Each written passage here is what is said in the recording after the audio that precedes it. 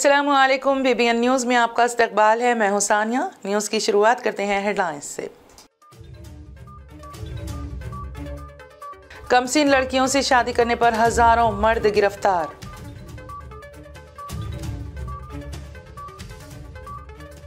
अडानी की ज़वाल पजीर सल्तनत पर RSS भी बेचैन। एक लॉबी ने मनफी कहानी घड़ी। हिंडनबर्ग रिपोर्ट के बाद अडानी ग्रुप के लिए तकरीबन हर रोज़ बुरी खबर।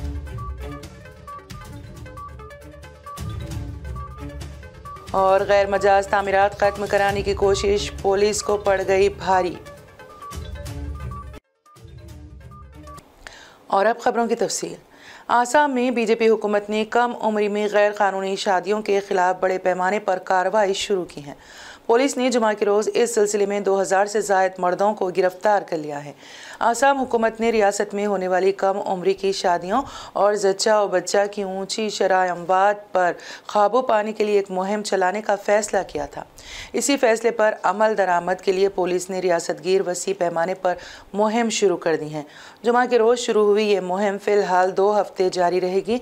आसाम के director general police GP Singh ने बताया है कि मुहिम के पहले रोज़ 2044 अफराद को गिरफ्तार किया गया है। उनमें मस्जिदों के इमाम और मंदिरों के पुजारियों के अलावा बच्चों की शादियां कराने में मदद करने वाले 52 अफराद शामिल हैं। सिंह का कहना था कि आसाम में 12 बरस तक की उम्र की बच्चियां भी मर्दों के साथ बिहा दी जाती हैं। उन्होंने बताया है कि ऐसे 4074 केसेस पुलिस के इल्म में आए हैं और उनकी तफ्तीश की जा रही है। हिंडनबर्ग रिपोर्ट के बाद अडानी ग्रुप के लिए आए रोज़ बुरी खबर आ रही है। अपोजिशन जहां चारों तरफ से घिरे अडानी पर हमला कर रही है, वहीं मोदी हुकूमत इस मामले में किनारा कशी इख्तियार करती नजर आ रही है।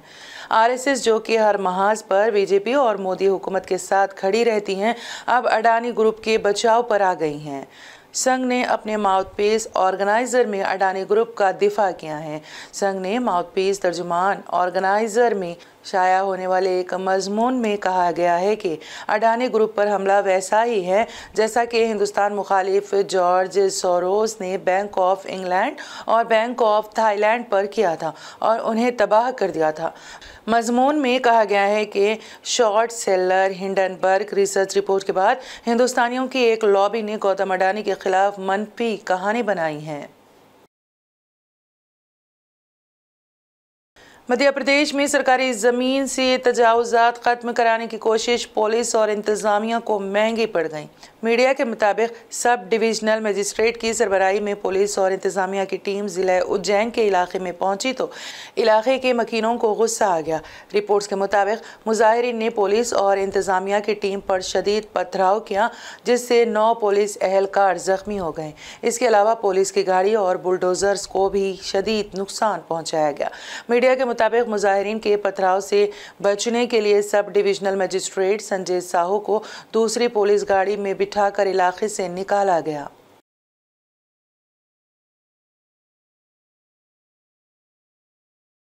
जजों की तकर्री में ताख़ीर पर सुप्रीम कोर्ट की नाराज़गी के बाद सदर द्रौपदी मुर्मू ने 5 जजों को सुप्रीम कोर्ट में तरक्की देने की मंजूरी दे दी।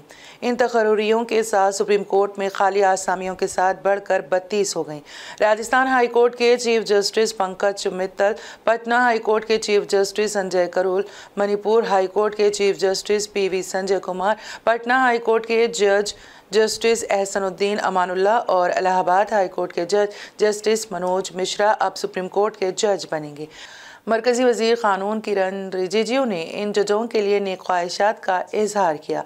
उन्होंने कहा कि हिंदुस्तान के आइन के तहत दफ़ात के मुताबिक हिंदुस्तान के मुअज़्ज़ज़ सदर ने हाई कोर्ट्स के दर्ज झेल चीफ जस्टिस और जजों को सुप्रीम कोर्ट के जज के तौर पर मुकर्रर किया है। मैं इन सब को नेक ख्वाहिशात पेश करता हूँ।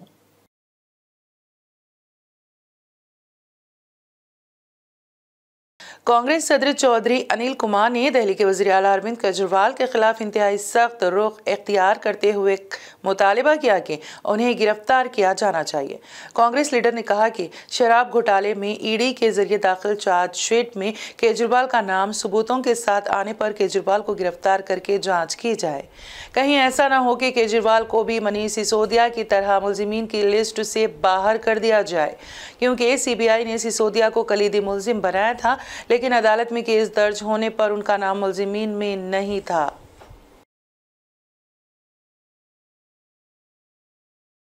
गुजरात के मशहूर मोरबी पुल हादसे में गिरफ्तार 7 लोगों की जमानत अर्जियों को एक मुकामी अदालत ने खारिज करने का फैसला सुना दिया है।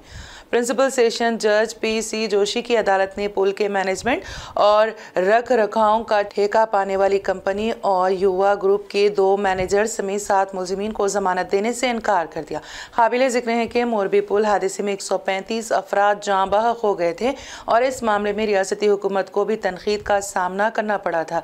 दरअसल मिच्छू नदी पर बरतानवी दौर का झूलता हुआ पुल मरम्मत के बाद फिर से खोले जाने के कुछ ही दिनों के बाद 30 अक्टूबर 2022 को उस वक्त टूट गया था जब बड़ी तादाद में लोग इस पर मौजूद थे।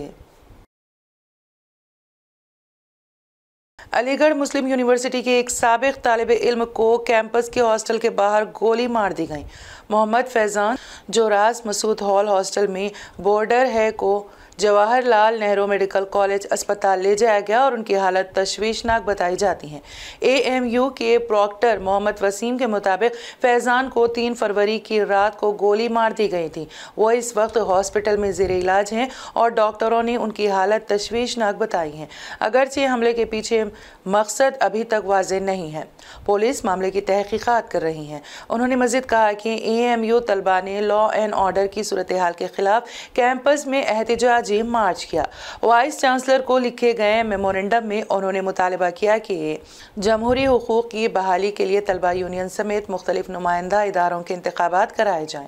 एहतजाज करने वाले तलबा ने यह भी मुतालिबा किया कि यूनिवर्सिटी उन अनासर के खिलाफ फौरी इक़दाम करें जो कैंपस में अमन को ख़राब करने की कोशिश कर रहे हैं और इदारे को बदनाम कर रहे हैं। AIMIM MLA अकबरुद्दीन ओवैसी ने असेंबली में गवर्नर के खिताब के शुक्रिया की तहरीक के दौरान उर्दू ज़बान के साथ इंसाफ की कमी और पुराने शहर में तरक्की जैसे मुख्तलिफ मसाइल पर BRS की ज़ेर क़यादत रियासती हुकूमत को निशाना बनाया। इस दौरान उन्होंने गवर्नर के खिताब में रियासती हुकूमत की बहुत सी कामयाबियों का जिक्र ना होने पर भी सख्त मायूसी का इजहार किया।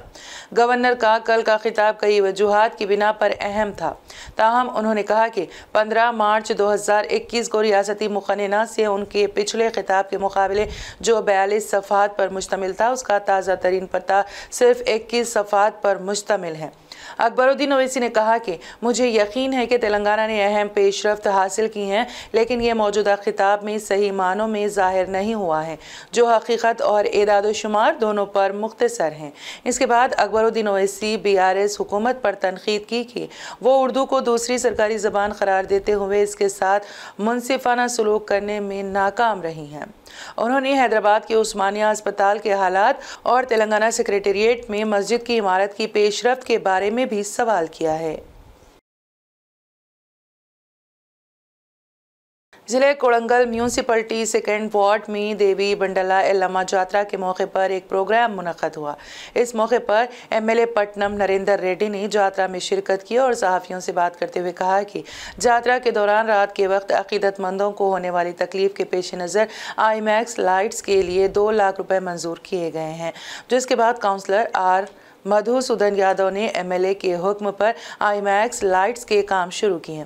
इस प्रोग्राम में कोड़ंगल मंडल BRS पार्टी के यूस सुदूर, बकराम अरुण, रमेश बाबू, साइलो श्रीनिवास गौड़, नवाज राजशेखर और दीगर BRS लीडरों ने शिरकत की। इंतहाई मुतवक्की FIA फार्मूला E ग्रीन को E प्रिक 2023 की उल्टी गिनती बाज़ाब्ता तौर पर शुरू हो गई है। क्योंकि इलेक्ट्रिक रेसिंग कारें बाहिफाजत हैदराबाद पहुंच गई हैं। हुकूमत तेलंगाना और FIA के ताउन से ग्रीनको ने इस बात को यकीनी बनाने के लिए ज़रूरी इक़दाम किए हैं कि इन कीमती गाड़ियों को अपनी मर्जी के मुताबिक बनाए गए गैरेजों में आला दर्जे के हालात में महफूज किया जाए। तमाम फार्मूला ई कारें काबिल तहदीद तवानाई से चलने वाले खुसूसी तौर पर तामीरशुदा माहौल दोस्त गैरेजों में रखी जाएंगी। और अब आखिर में एक नज़र हेडलाइंस पर।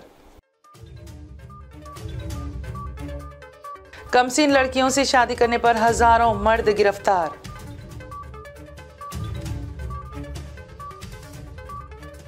अडानी की ज़वाल पजीर सल्तनत पर RSS भी बेचैन। एक लॉबी ने मनफी कहानी घड़ी। हिंडनबर्ग रिपोर्ट के बाद अडानी ग्रुप के लिए तकरीबन हर रोज बुरी खबर।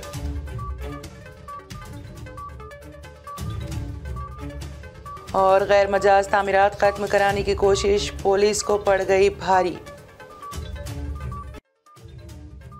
BBN न्यूज़ में फिलहाल इतना ही। ताज़ा तरीन अपडेट्स के लिए देखते रहिए BBN न्यूज़।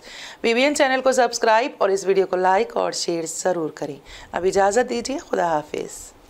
BBN चैनल के व्यूअर्स के लिए एक अहम इत्तला।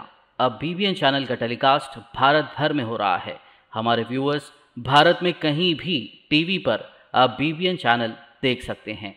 स्क्रीन पर BBN चैनल की टेलीकास्ट डिटेल्स दस्तयाब हैं। इसके अलावा भारत भर में किसी भी एरिया में अगर आप BBN चैनल देखना चाहते हैं तो आप अपने केबल ऑपरेटर को इसके लिए कह सकते हैं।